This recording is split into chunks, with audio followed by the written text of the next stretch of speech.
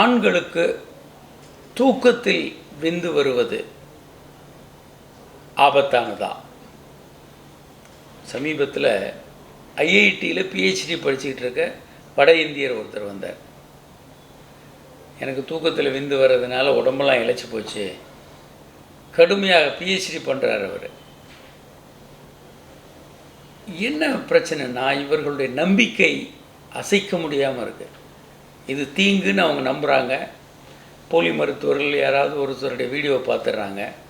தூக்கத்தில் விந்து வந்தாலோ இல்லை சுய இன்பம் பண்ணாலோ ஆபத்துன்னு எங்கேயாவது இவங்க நம்ப ஆரம்பிச்சிட்டாங்கன்னா இவங்கள சரி பண்ணுவது என்பது கிட்டத்தட்ட இயலாத காரியமாயிருது.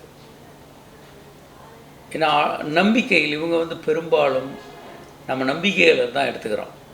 ஆராய்ச்சிகள், முடிவுகள் அதை பற்றியெல்லாம் நம்ம கவலைப்படுறதில்ல. பெரும்பாலும் வாழ்க்கையே நம்பிக்கையில் தான் ஓடுது.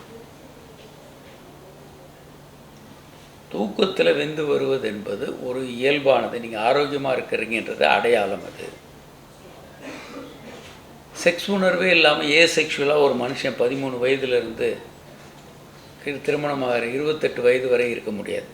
திருமணமாகி நீங்கள் நிறைய செக்ஸ் பண்ண ஆரம்பிச்சிட்டிங்கன்னா அப்புறம் தூக்கத்தில் விந்து வருவது என்பது நின்று போயிடும். சுய இன்பம் பண்ணுறீங்க ஃப்ரீக்வெண்ட்டாக, அப்பையும் வராது. சுய இன்பம் பண்ணுறதில்ல, ரொம்ப ரொம்ப ரேராக பண்ணுறீங்க, தாம்பத்திய உறவுலையும் ஈடுபடுறதுனா அப்போ மறுபடியும் தூக்கத்தில் விந்து வரலாம். அதனால் தூக்கத்தில் விந்து வர்றது நாக்டர்னல் எஜாக்குலேஷன் அப்படின்றது ரொம்ப ரொம்ப இயல்பான ஒன்று. நீங்கள் ஆரோக்கியமாக இருக்கிறீங்கன்றதோட அடையாளம் அது.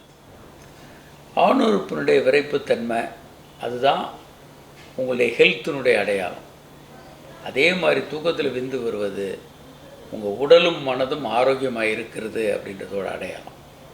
அதை ஒரு குறையாக, நோயாக எடுத்துக்கிட்டு அதுக்கு ஏதாவது மருந்துகள் எடுக்கிறதெல்லாம் தவறானது. அதை நாம் கண்டிப்பாக நிறுத்தணும். வணக்கம்.